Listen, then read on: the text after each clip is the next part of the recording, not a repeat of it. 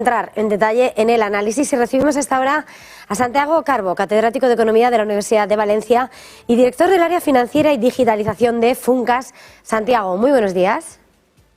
Hola, muy buenos días.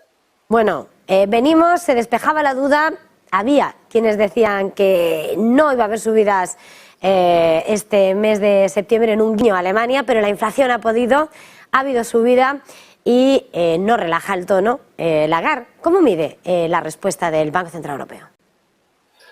Bueno, yo creo que las últimas semanas han sido bastante especulativas y yo creo que sí que hubo dudas dentro del Consejo de Gobierno.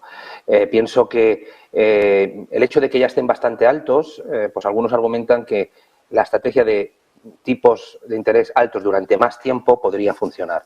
Esto no lo vamos a saber hasta dentro de unos meses, evidentemente, y no sé si los nervios podrán, ¿no? Yo también creo que el BCE difícilmente da volantazos. En julio dijo o apuntó claramente, dio la señal de que iba a subir los tipos en septiembre y por mucha especulación que ha habido yo siempre he creído que iba a respetar eso.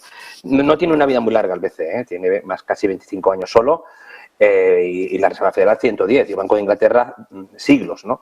Pero en ese sentido los conocemos mejor. Sabemos cuando hay información mixta, cómo actúan. El Banco Central Europeo pues tenemos menos evidencia, pero siempre al final ha mantenido la hoja de ruta que anunció. Algo que hizo, por ejemplo, en el 2011 que se equivocó, o por lo menos entre comillas decimos que se equivocó, porque realizó 2 subidas de tipos en plena crisis, en pleno incendio de la deuda de soberana, ¿no? Entonces, yo creo que esto era lo previsible. Yo pienso que ahora van a esperar datos. No veo mucho más recorrido hacia arriba porque pienso que al final, tarde o temprano, esto tiene que funcionar, si no, evidentemente tenemos un problema. Y es verdad que están subiendo los precios de los combustibles, es algo absolutamente externo y sobre lo que muy poco puede hacer el BCE.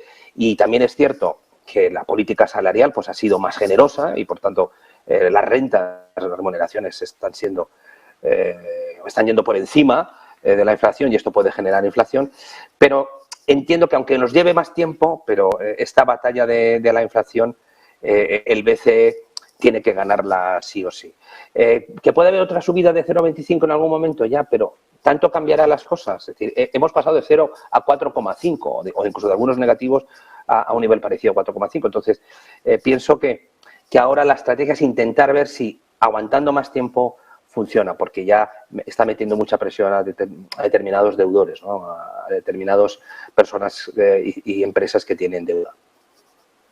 Santiago, estaba señalando como no puede perder esta batalla contra la inflación. De hecho, ayer una de las cosas que dicen que podía haber movido y sentenciar esta subida era elevar las perspectivas de inflación, pero al mismo tiempo es verdad que vemos cómo se recorta la previsión de crecimiento mientras vemos cómo además el petróleo entra con fuerza en un contexto de desaceleración. En medio de esas perspectivas, de alguna manera, ¿cómo ve ese horizonte macro al que camina Europa con esa Alemania además ya en recesión y que además tiene que recibir otro golpe de la subida de tipos? Bueno, por eso, es decir, yo creo que esto acentúa el debilitamiento alemán. Por tanto, tiene que esperar el Banco Central Europeo, que es lo que también dice siempre Christine Lagarde. Vamos reunión a reunión. Evidentemente, si ahora hubiera un shock tremendo por alguna razón que se nos escapa, ya podríamos estar hoy estrujándonos la cabeza que no sabríamos que va a cambiar algo en los próximos 4 o 6 semanas antes de que se reúnan, ¿no?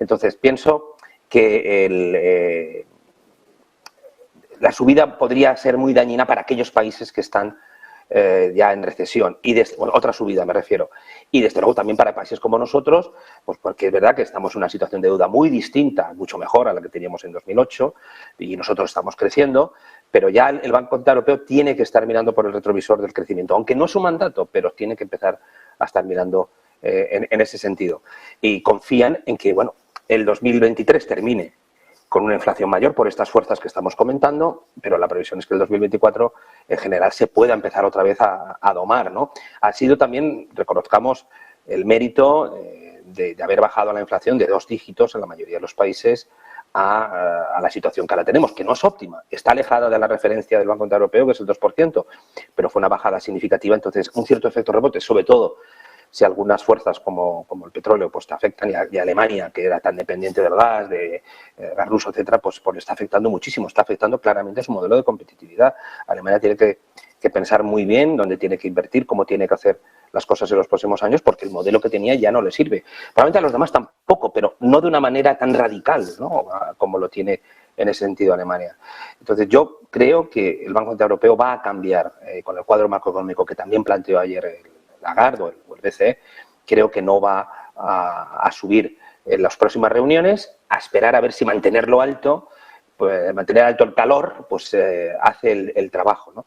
Más adelante, como ellos dicen, reunión a reunión, pues ya veremos si tienen que volver a subir. Pero no su deseo, porque no olvidemos que hace un año y pico, para el Banco Central Europeo, ese tipo de interés neutral que ellos querían, ese que enfría la economía, pero no demasiado, y por tanto equilibra de alguna manera entre oferta y demanda, ellos lo tenían entre 2,25, 2,5, ya estamos 2 puntos por encima. Deben estar bastante incómodos con estos tipos, porque realmente sus expectativas no han cumplido y aún no han domado del todo las de los consumidores, etcétera, ¿no? Y como se señalaba antes el profesor Okean, también es importante que la política fiscal ayude, está siendo aún muy expansiva en Europa y eso también está generando inflación y ahí sí que se puede hacer algo. Ayudas en este contexto de guerra y en este contexto pospandémico, etcétera, pero solamente a los sectores que realmente lo necesitan, a los más vulnerables. Pues muchísimas gracias por este tiempo de análisis, que sé que además va muy ajustado de tiempo. Santiago Carbó, catedrático de Economía de la Universidad de Valencia y director del área financiera y digitalización de Funcas. Gracias, feliz jornada, feliz negocio. Feliz. Muchas gracias. Y nosotros vamos a hablar de sostenibilidad y futuro de la mano de Natura.